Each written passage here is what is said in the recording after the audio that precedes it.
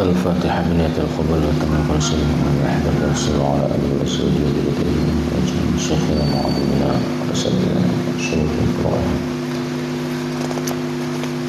وخصوصا من الشيخ مؤلف كتاب كفاية الأخيار في حل غاية الاختصار الإمام الفقيه المحدث الشريف تقي الدين أبي بكر محمد بن علي بن الحسين المشهور الشافعي الذي توشاهم بالرحمة والمغفرة على غير وعلى بركاتهم وحسينهم وأنوارهم وأسرارهم وعونة وكرامته في كل من الآخرة وعلى الدنيا وعلى الإسلام إلى حضرة النبي الفاتحة أعوذ بالله من الشيطان الرجيم بسم الله الرحمن الرحيم هذا الذين أنعمت عليهم غير المغضوب عليهم ولا الضالين. السلام عليكم ورحمة الله وبركاته. الحمد لله نحمده ونستعينه ونستهديه ونستغفره ونتوب إليه. صلوات الله وسلامه على خير خلقه سيدنا محمد وعلى آله وأصحابه ومن تبعهم بإحسان إلى يوم الدين. أما بعد. Alhamdulillah kita kembali dipertemukan oleh Allah dan kita sempurnakan rasa syukur kita dengan menyampaikan salam dan salawat kepada baginda mulia Rasulullah sallallahu alaihi wa alihi wasallam. Allahumma shalli ala sayyidina Muhammad wa ala sayyidina Muhammad.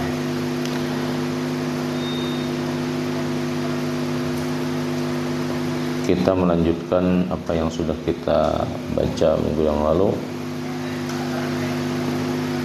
kitab Kifayatul Akhyar pada bab atau kitab Taharah. Nah, semalam kita berakhir di hadis Allahumma ghsilni min khataayaya bima'its tsalji wal barad. Kalau di PDF itu kalau ada salah redaksinya bil ma'i was tsalji wal barad.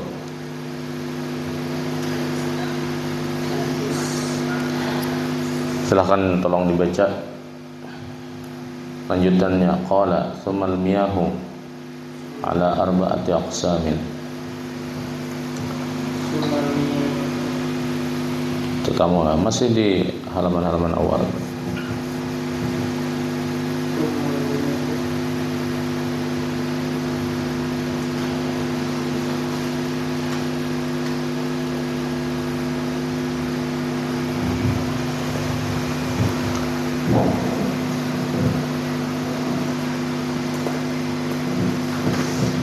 Bismillahirrahmanirrahim. Summal miyahu ala arba'ati aqsamin. Tahirun mutahhirun ghairu makruhin wa huwa al-ma'u al-mutlaqu. Al-ma'u alladhi yarfa'u al-hadatha wa yuzilu an-najasa huwa al-ma'ul mutlaqu. Wa ikhtalafa fi haddihi faqila huwa al-'ari anil quyudi wal idafatil lazimati wa hadha huwa as-sahihu fi ar-rawdati wal muharrari. Wa nassa alaihi Syafi'i faqawluhu amil quyudi kharaja bihi misla qawlihi ta'ala min ma'in mahinin min ma'in dafiq wa qawlihi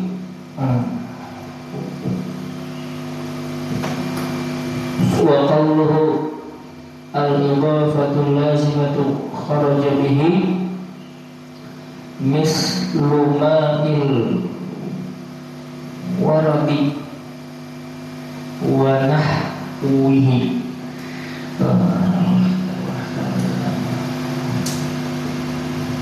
واحترز bil idhafati al-idhafatu ghairul lazimati kama in nahri wa nahwihi fa innahu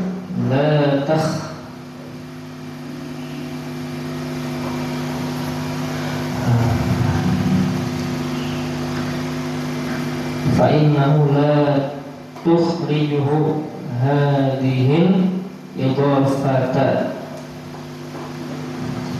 an kaunihi yarfa'ul hadasa wa yuzilun najasa li baqa'il itlaqi alaihi wa qila al-ma'ul mutlaqu huwa al-baqi ala wasfi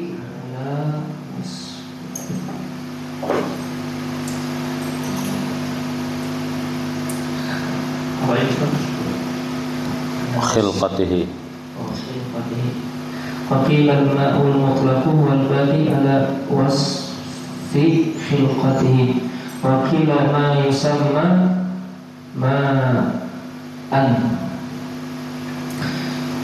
wa summiyat mutlaqan li'anna al-ma'a idza utliqa insarafa ilaihi wa hadha ma dzakarahu Ibnu Salah wa tabi'ahu an-Nawawi alaihi fi syarhil Muhadzab. Oke, cukup. Qala al-musannif yani al-mashhur al-Imam Taqiyuddin al-mashhur bi al-Husaini wa nafa'ana bihi wa bi'ulumihi. Sumal miyahu ala arba'ati aqsamin. Pembagian air itu sebetulnya ada yang membagi menjadi 3, ada yang membagi menjadi 4. Sidin membagi 4. Yang pertama tahirun mutahhirun ghairu makruhin.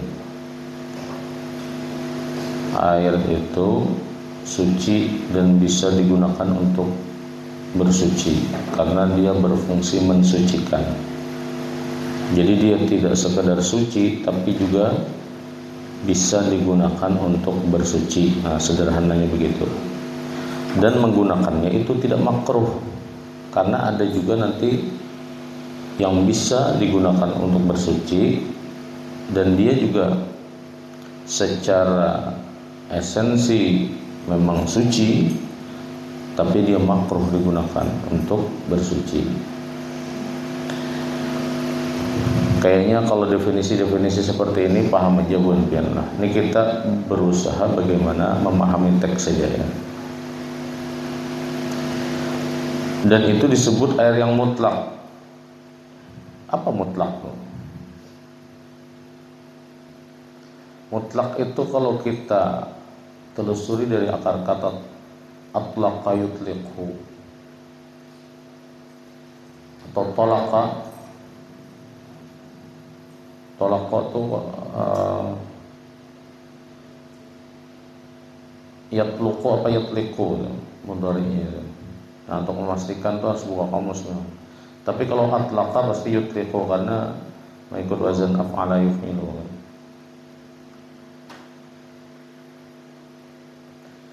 Biasanya kalau dalam fikih pernikahan kalau atlaqa itu kan talak kan, fa anti taliqun ya kan. Tidak ada anti taliqatun karena hanya perempuan yang ditalak. Jadi pasti taliqun itu artinya untuk perempuan.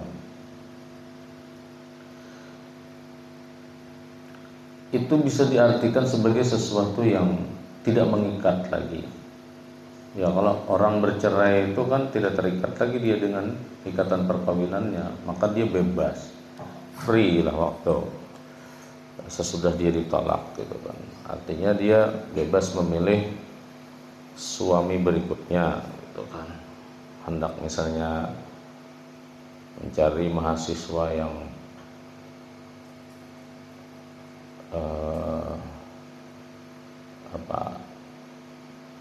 pakar teknologi misalnya kan, maka dia akan mencari seperti guru surya misalnya.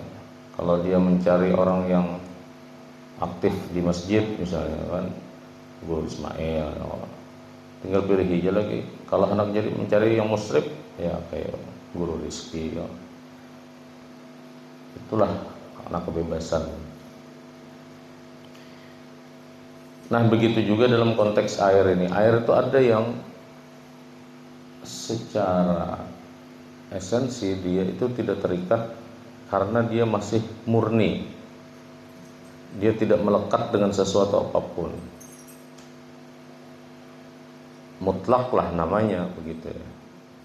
Karena air itu, nah di sini dijelaskan tuh. Kalau dia terikat dengan yang lain, kemurniannya itu sudah bergeser. Dia tidak lagi menjadi sesuatu yang murni. Padahal fungsi daripada air yang mutlak itu di sini dalam konteks toharoh ini adalah untuk yarfa'ul hadas. Al-ma'ul ladzi yarfa'ul hadas. Mengangkat hadas. Artinya mengangkat itu kan dalam arti kita mengangkat yang menganggung sesuatu kan adalah memegang sesuatu, tidak. Mengangkat di sini mungkin bahasa sederhana daripada bahasa yang lebih simpel daripada, atau bahasa yang cocok untuk hadas ini. Karena hadas ini kita bahas minggu yang lalu, dia tidak berupa materi, dia berupa keadaan.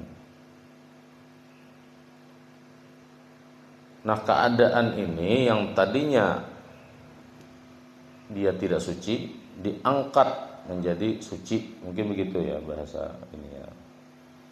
Wa yuzilun najas, wa yuzilun najasa, air mutlak juga berfungsi untuk menghilangkan najis.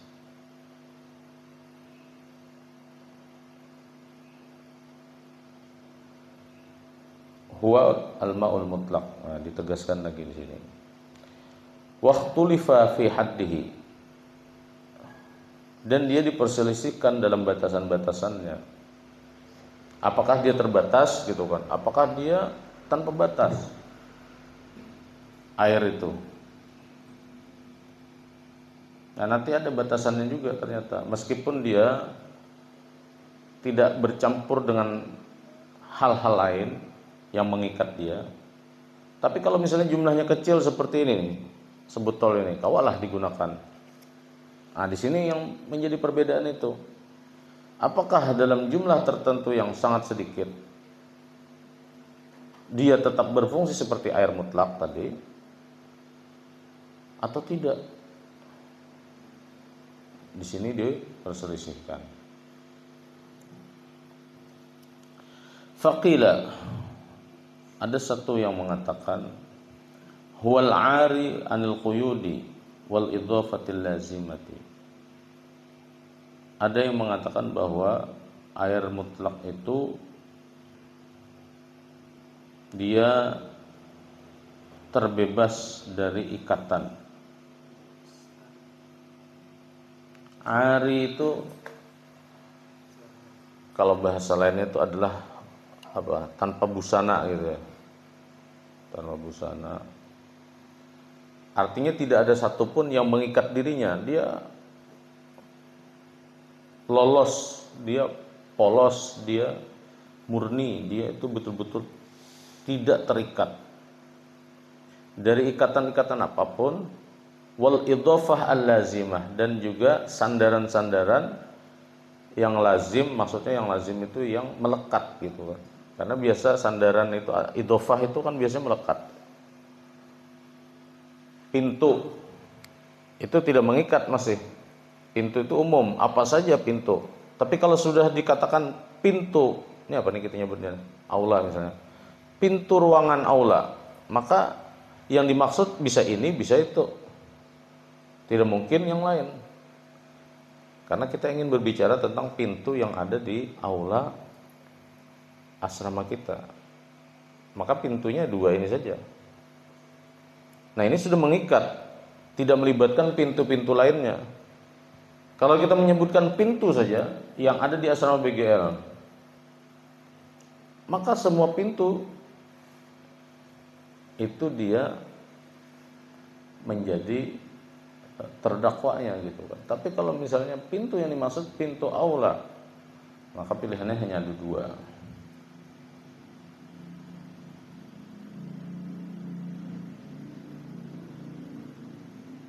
Nah, itu al-idhafah al-lazimah. Wa hadha huwa as-sahih fi ar-rawdah wal muharrar. Nah, inilah pendapat yang tepat di dalam kitab Ar-Rawdah dan kitab Al-Muharrar.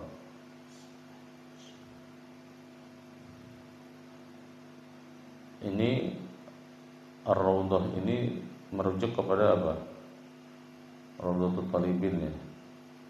Imam siapa? Imam Nawawi kalau tidak salah lah. Muharrar itu Imam Rafi'i. Karena seingat saya dalam kitab Kifayatul Akhyar ini beliau pengarangnya ini selalu merujuk kepada dua ini. Karena Imam Rafi'i dan Imam Nawawi ini dua imam dalam mazhab Syafi'i yang paling banyak berpengaruh dalam perbedaan-perbedaan secara internal di dalam mazhab Syafi'i gitu.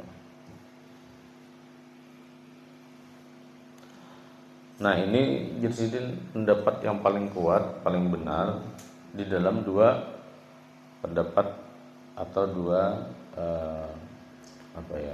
grandmasternya lah untuk mazhab Syafi'i. Wa nassa alaihi Syafi'i, dan itulah yang dinotis Imam Syafi'i dulu. Itu kan.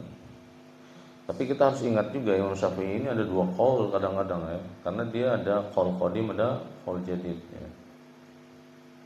Itu juga yang menjadi pemicu perbedaan tadi di antara imam-imam dalam mazhab Syafi'i sendiri. Nah, faqauluhu anil quyudi, adapun ungkapan tadi dari ikatan apapun atau yang terbebas dari sebuah ikatan. Sebuah ikatan itu apa? Apa maksudnya? Yang mengikat di situ apa? Kharaja bihi. Nah, kharaja bihi ini kadang saya mendapati dalam kitab Kifayatul Akhyar ini kata-kata kharaja yakhruju atau akhraja yukhriju. Keluar daripada itu. Nah, keluar itu maksudnya kayak ini, dia tidak termasuk. Berarti kalau terjemahan ke bahasa Indonesia itu mungkin dia tidak termasuk, tidak termasuk gitu. Kharaja bihi mithla ma'i bukan. Kharaja bihi mithla qawlihi mimma immahin. Dia tidak termasuk seperti firman Allah dari air yang hina. Nah, air yang hina di sini kan sudah mengikat nih. Itu maksudnya tidak terikat seperti firman Allah dari air yang hina, mimma immahin. Kalau ma'im mahin itu mimma immahin, ma'un mahin itu sudah mengikat. Apa maksud mimma mahin? Ma'in mahinin. Air yang hina itu apa?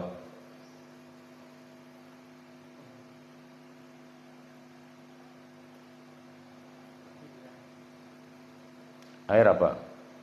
Air hina itu. Air panas. Panaslah manunya lah. Itu air mani.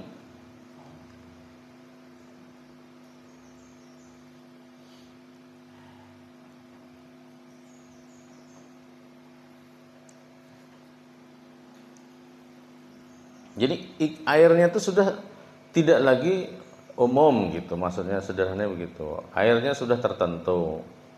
Nah, itu maksudnya yang tadi mengikat itu. Maka kalau sudah mimma immahin, tidak mungkin air selain air mani.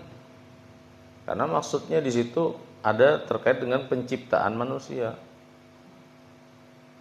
Khuliqal insan mimma immahin misalnya kan.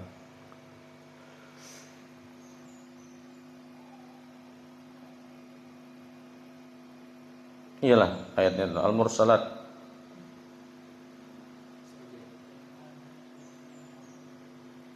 Ayo. Kenapa ini tiba-tiba blank lah. Al-Mursalati urfa.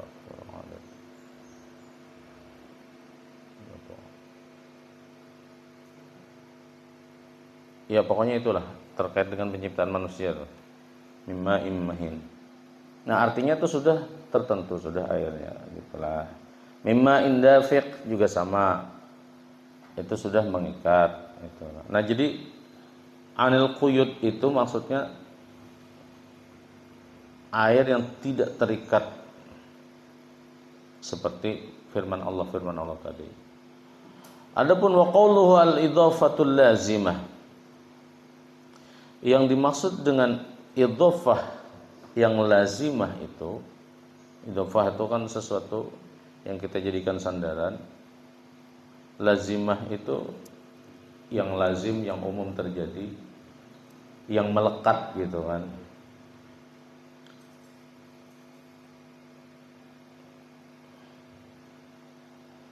Kharaja bihi. Nah, itu tidak termasuk. Maksudnya tidak termasuk juga daripada idhafah al-lazimah.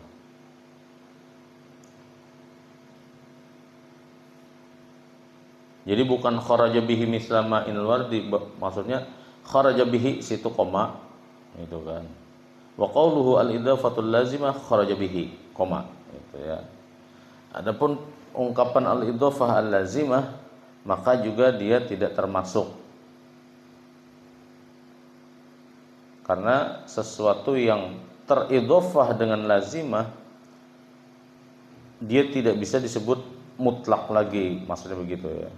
Karena dia sudah tersandar dan melekat padanya sebuah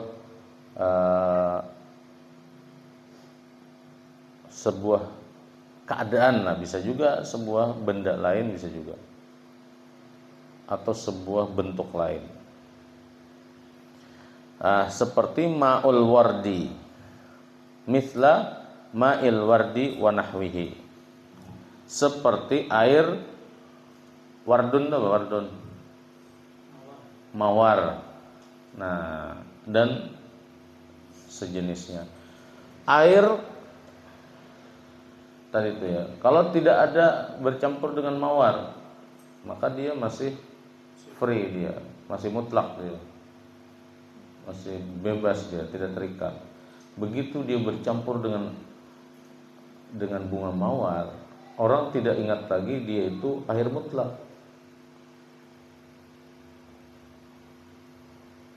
Air ya, kalau air mawar, air mutlak biasa mungkin digunakan gasan, misalnya gasan mandi kan, ya mandi biasa aja.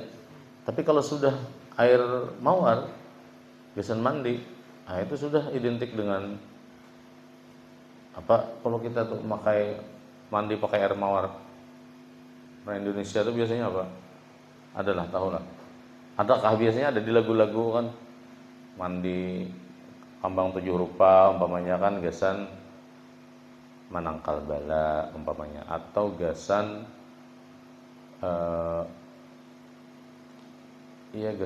gasan apalah, gasan melestarikan tradisi ya, nambah kawinan umpamanya kan, mandi Kambang 7 rupa kan. Nah, kalau misalnya mandi air mawar saja untuk apa? Mungkin minimal untuk kecantikan lah, karena supaya harum wangi gitu. Tapi mun kita di sini ngalih memalakan mandi bunga mawar ini.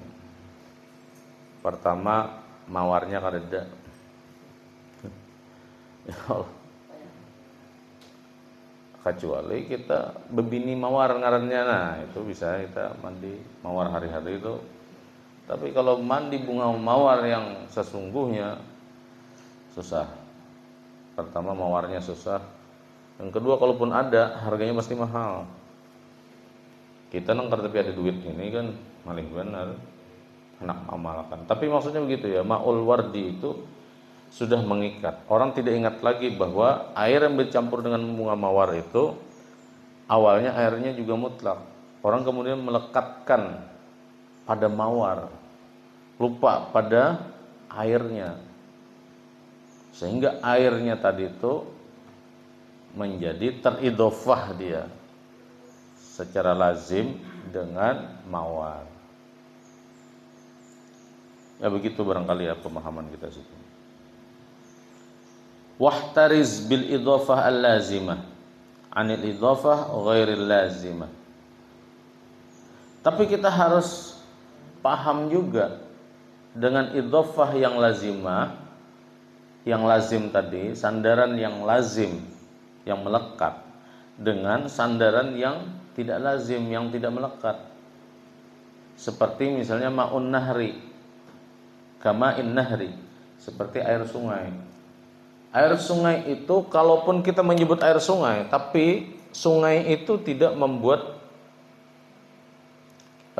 air tadi itu menjadi sesuatu yang apa ya, identik dengan sungai gitu kan.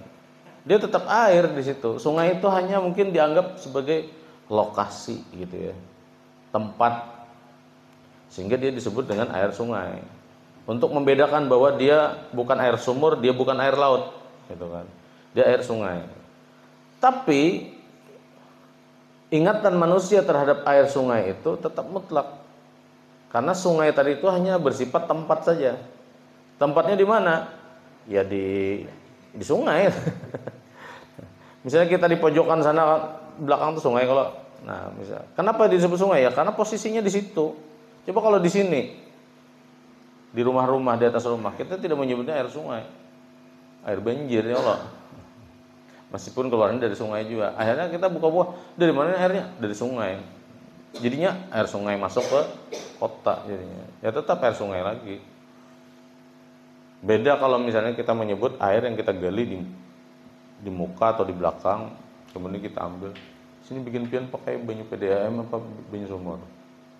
Kita rata-rata Banjarmasin ini jarang banyu sumur. Biasanya PDAM. Ya ada. Ya untuk kelihatannya rumah-rumah yang terbangun di sini ini kan di atas tanah yang keras gitu kan. Padahal ini dulunya apa istilahnya, pahumaan sebertaan, model gambut sebertaan kan Banjar ini. Tapi begitulah canggihnya kita itu ya, merubah yang tadi lahan gambut menjadi sepertinya lahan batu. Padahal ini hasil urukan sebertaan.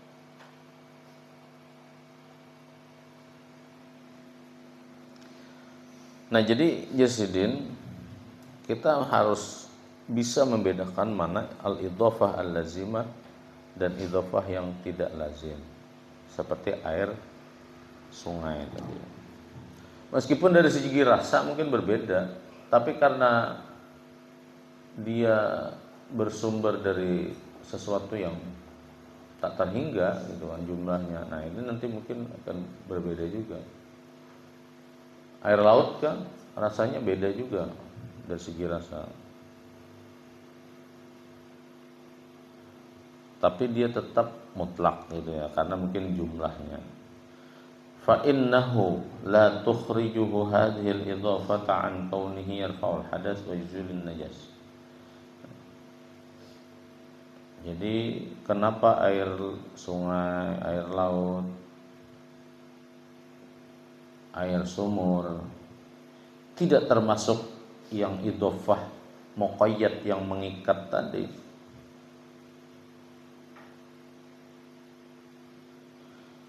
Karena dia disepakati tetap bisa digunakan untuk yarfa'ul hadas, mengangkat hadas, wa yuzilun najas, dan menghilangkan najis. Apa penyebabnya? Libaqa'il itlaqi alaihi. Karena hendak nang kayak apa aja, sungai itu tetap airnya sebagai air mutlak yang disepakati gitu ya. Dia tetap bako dia sebagai air mutlak.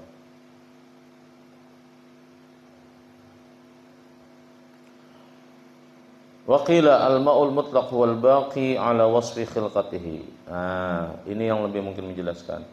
Kenapa al-ma'ul mutlak itu ya seperti air sungai, air laut gitu kan. Dia disebut mutlak karena dia al-baqi ala wasfi khilqatihi, karena dia tetap tidak berubah sebagaimana ia pertama kali diciptakan.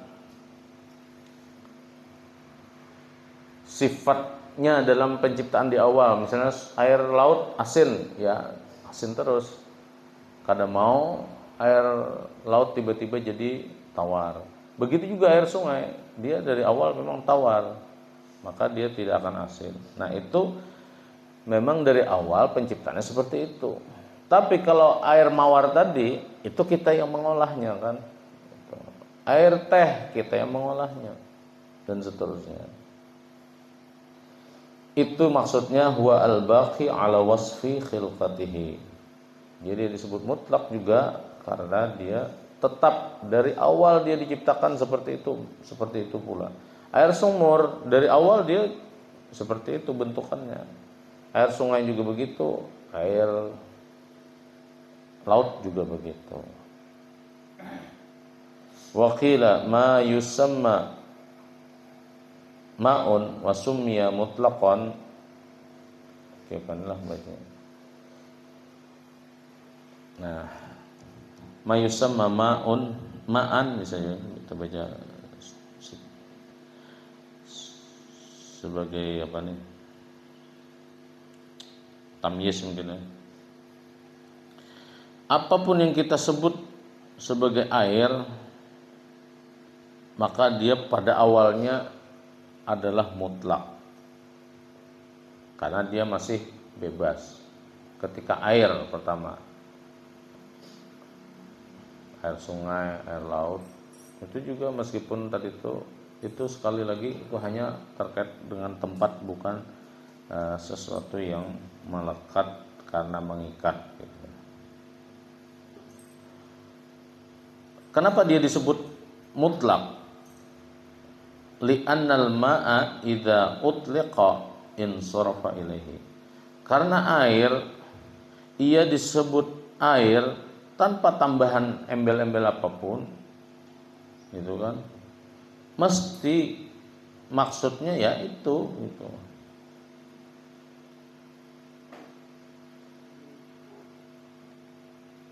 Kita menyebut air apapun ya tidak lebih daripada air-air yang itu. Akhirnya dia disebut air mutlak.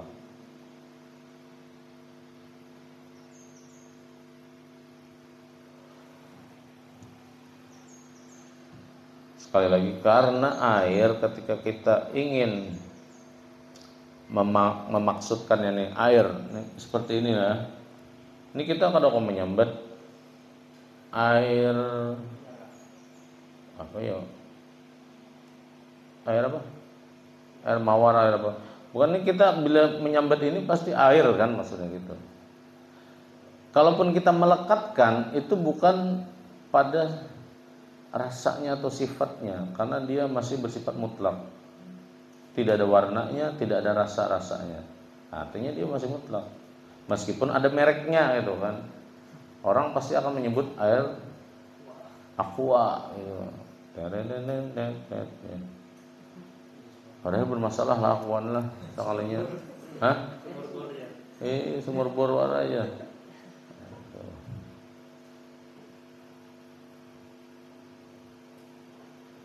Nah pasti yang dimaksudkan air itu ya pasti kita menyebut yang seperti ini yang kita maksudkan dengan air. Wa hadhihi ma dzakarahu Ibnu Salah wa tabi'ahu An-Nawawi. Tabi'ahu An-Nawawi alaihi fi Syarh Al-Muhadzab.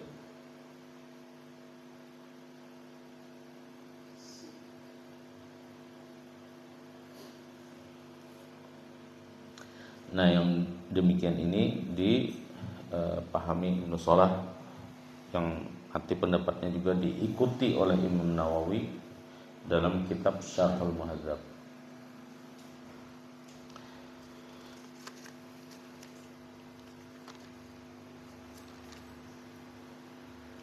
Baik, sampai sini ada pertanyaan nggak ada? Karena kemarin permintaan Ustaz Ahmad harus ada tanya jawab. air kelapa karena dia melekat pada buah kelapa, maka dia juga tidak lagi menjadi mutlak karena sudah ada rasanya berbeda, ada aromanya juga beda. Meskipun dia dari alam ya mungkin ya, dari buah, dari adalah pendapat yang boleh karena kalau ada pendapat membolehkan. Misalnya kita berada di sebuah hutan, tidak ada air sama sekali di hutan itu. Boleh kada bertaharah lawan banyu kelapa. Biasanya begini, air kelapa itu kan dikonsumsi. Air yang dikonsumsi seperti itu,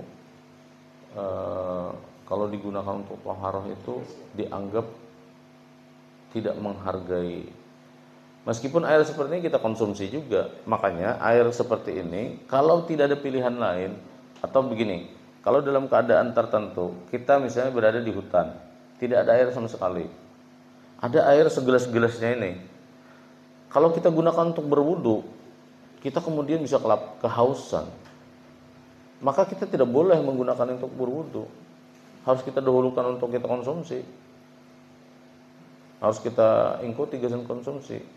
Berwudu bisa kita gunakan cara lain, bertayamum kah umpamanya. Makanya fungsi tayamum itu top juga itu, karena tidak selalu kita itu bisa berwudu, bersentuhan air. Ada orang mungkin banyak airnya, di rumahnya banyak air, tapi fisiknya itu tidak memungkinkan dia terkena air, maka dia boleh bertayamum juga, gitu kan. Jadi kalau air kelapa itu sesuatu yang dihormati karena dia dijadikan konsumsi, apalagi dia air yang baik untuk kesehatan juga, maka dia tidak lazim atau tidak boleh lah ya. Karena dia juga secara ini sudah ada rasanya, ada baunya, ada aromanya. Dia tidak mutlak lagi, dia sudah muqayyad di situ dengan aroma dan rasa tadi. Maka dia tidak bisa digadikan. Apalagi kalau banyunya tuh pas dikeluarkan umpamanya karuh umpamanya kan. Karena kelapanya masih muda sehingga tergunjang-gunjang dikit paculan nih aninya. Maka warnanya tuh sudah keputih-putihan itu kan. Kalau kelapanya tuha itu masih mending karenanya sudah berikit benar kan nih. Nyiurnya tuh sudah berikit benar. Jadi banyu itu pun tidak mudah keruh. Tapi kalau kelapanya muda, kita guncang-guncang sedikit aja itu sudah paculan tuh anaknya tuh. Kelewer-kelewer lah ya. Ada lagi?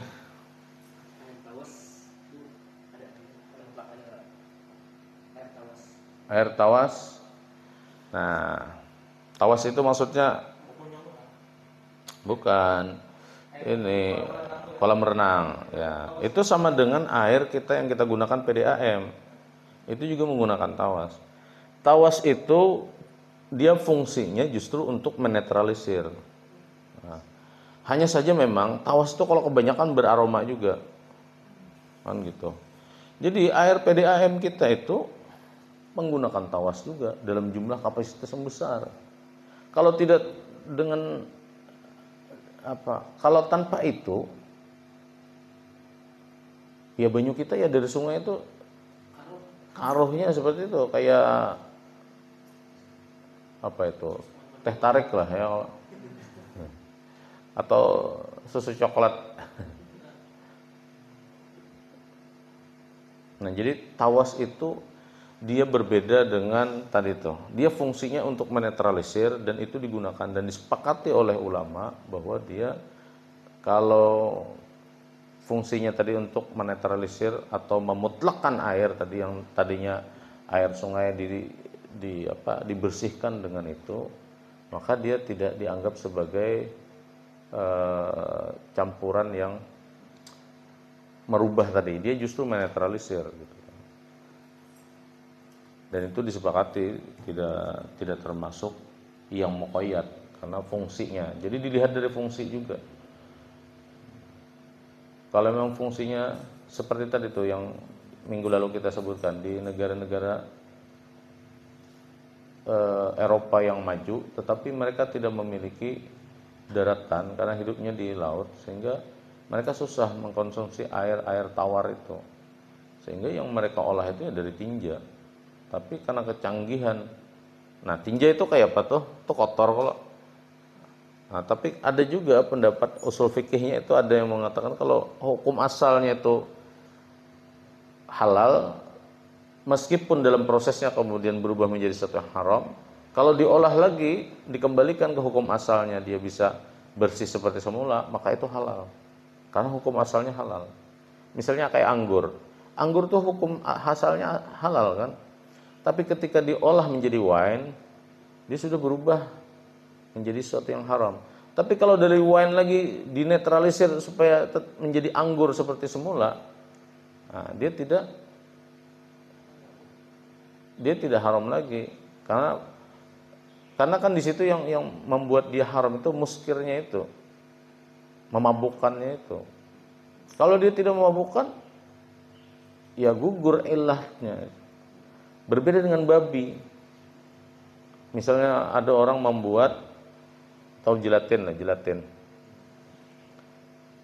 Pembungkus kapsul ya, kapsul pembungkus obat itu. Gelatin itu kalau diambil dari tulang babi, itu kan banyak tuh yang dulu itu perdebatannya pernah terjadi itu antara ulama yang membolehkan dan ulama yang tidak membolehkan. Sebetulnya bukan ulama yang membolehkan itu bubuhan BP POM atau pihak kedokterannya lah gitu kan. Kenapa mereka membolehkan? Karena itu mereka berkias kepada anggur tadi. Anggur itu pengjah, maka anggur itu awalnya halal, ketika diolah menjadi minuman menjadi haram. Nah, kenapa tidak sebaliknya? Tulang babi itu haram, tapi ketika diolah menjadi gelatin gitu kan, dia harusnya halal. Karena apa? Karena gelatin dari tulang babi atau tulang sapi itu cepat meresap ke dalam tubuh dan di dalam itu apa istilahnya tuh? Mencairkan obat tadi tuh. Kan obat tuh di dalam bungkus kapsul tuh kan perlu pacul olehnya di dalam gitu. Nah, kita kenapa membungkus dengan kapsul? Untuk memudahkan kita mengkonsumsi kan. Tidak semua orang bisa minum obat itu yang dari serbuk langsung, diolah-olah, apalagi kanakan. Wah, diminumi harus picik hidung dulu ya, kalau men kada picik hidung betangkapan tuh pengama minumi. Nah, itu termasuk lah bikin pian lagi anom, lagi halus dulu. Saya termasuk kita juga lagi halus bahari kan takutan benar tuh. Dan obat tuh bakal benar bermusuh. Nah, maka gelatin itu dianggap cepat melarutkan obat di dalam tubuh manusia. Nah, karena tulang sapi di wadah kita itu dikonsumsi, sop-sop tulang tuh kan. Sedangkan tulang babi itu tidak dikonsumsi, dibuang-buang. Nah, jadi bubuhan farmasi itu melihat itu peluang gitu kan, daripada dia terbuang-buang kada dimanfaatkan, lebih baik kita tukar, kita olah gitu kan. Nah, tetapi begitu perbedaan pendapat ulama dulu tuh. Kalau anggur itu diolah itu tidak masalah karena asalnya itu halal gitu kan. Ketika dia dijadikan konsumsi haram kemudian diolah lagi menjadi satu halal, itu kada masalah karena hukum asalnya buah gitu. Nah, berbeda dengan babi tadi, dia hukum asalnya itu haram. Maka mau diolah seperti apapun menjadi sesuatu yang halal, dia tetap haram karena hukum asalnya haram gitu. Nah, seperti itu tuh. Penjelasannya begitu ya. Tadi itu apa pertanyaan tadi? Tawas. Nah, tawas. Air tawas itu fungsinya memang dari awal untuk menjernihkan air, maka dia tidak masalah tuh air tawas. Asal jangan air tawas tuh kebanyakan, tuh kan nyaman juga. Jadi baiklinnya. Ya, mun kebanyakan jadi baiklin. Ada bagus lagi. Aku nak bodoh pakai baju baiklin. Kalau pina belang-belang, nah ya kita kan dibenarkan juga belang-belang itu. Bebelang awak dapatnya. Ya.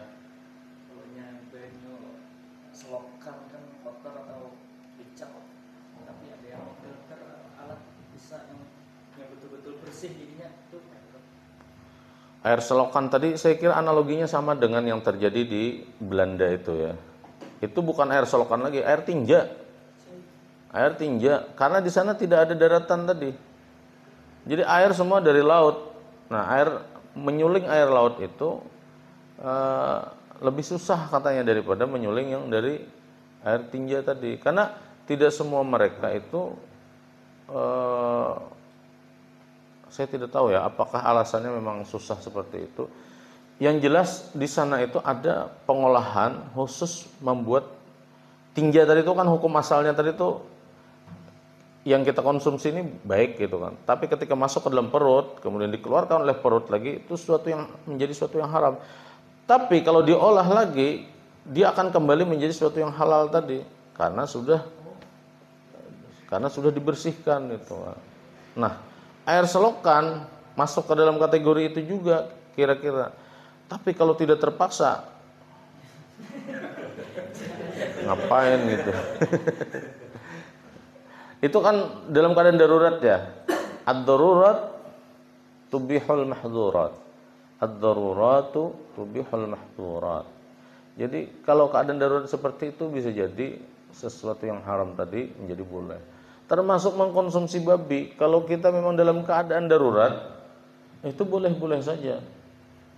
Asal, yaitu yang kemarin kita di dalam kitab Mabadi Awaliyah ya, usul fikih itu di sana disebutkan gitu. Asal seperlunya.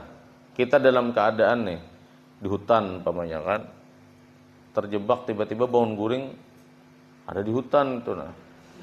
Misalnya sekalinya kita imbah perjalanan naik pesawatnya misalnya kecelakaan itu kan, kemudian kita gugur di hutan. Untungnya kada lagi halus ya kalau sejak kecil, sejak bayi kita berada di hutan jadi Tarsan kita. Karena kisah Tarsan kan kayak itu. Ini kadang kita misalnya dalam keadaan tertinggal kita aja lagi seorangan yang hidup umpamanya, atau ada beberapa kawan yang hidup juga. Nah, 3 hari kita kawah marit kada makan tadi, habis itu lamahan, tiba-tiba di situ ada suku pedalaman menolongi kita, habis itu memberi kita pilihan, kami di sini kerida binatang lain selain nangin aja, apa itu BABI ya kan, BEPS, baby misalnya kan, adanya itu. Boleh kita mengkonsumsi karena begini, kalau tidak kita konsumsi kita mati, nah, maka boleh kita mengkonsumsinya, tapi dengan batasan sekedar untuk bertahan hidup saja. Tapi kalau kita misalnya kenyamanan kemudian menambah misalnya, itu sudah beda, itu kada boleh. Nyaman sekalinya lah aja misalnya, tahu jopang lah senyaman apa ya Allah. Tapi jar beberapa ustadz yang mu'alaf gitu kan, nyaman jar. Tapi senyaman-nyamannya aku tetap kada penasaran. Bikin pian bang penasaran lah. Kalau ulun minta rilai lah kada penasaran sama sekali bang. Kalau ulun walaupun lebih haram tetap ulun tak makan. Iya jujur kita meskipun babi itu haram kita tetap makan. Ya Allah. Marahainya haram. Kita tetap makan tapi makannya nasi kuning. Ya Allah. Marahainya haram, diharamkan orang, maksudnya diharamkan Allah Ta'ala. Jadi ya jangan terjebak dengan redaksinya lah. Meskipun babi haram, saya tetap makan. Sama tuh lawan juga. Ada kisah tuh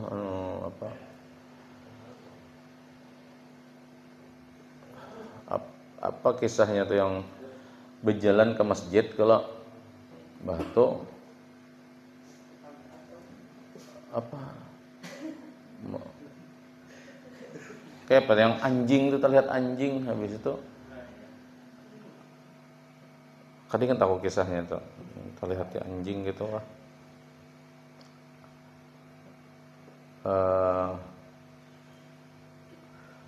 Tulak ke masjid ada anjing meludah. Habis itu apakah kita wudu lagi atau ada? Kita ke masjid ada anjing beludah.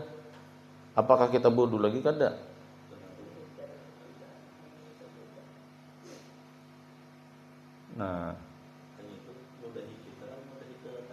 Nah makanya itu anjing itu beludah-ludahnya. Kita ke masjid ya Allah ada anjing beludah-ludah. Apakah kita wudu lagi? Ya kada perlu. Orangnya anjing beludah-ludah di sana. Kita kan kada meludahi kita masalahnya kan. Kita ke masjid anjing beludah-ludah gitu. Wudu lagi lah. Ya kan kada meludahi kita. Nya beludah-ludah sorangan di sana. Nah, kurang lebih itu tadi itu. Babi haram ya. Ulun tetap makan ya kita makan, nah, babi di sana haram tetap. Yang kita makan lain babinya ya Allah, kita tetap makan. Ada lagi bila kadada kita cukup. Ada lagi bila kadada kita akhiri dengan alhamdulillah. Subhanallah bihamdi subhanakallah bihamdika asyhadu an la ilaha illa anta astaghfiruka wa atubu ilaik. Assalamualaikum warahmatullahi wabarakatuh.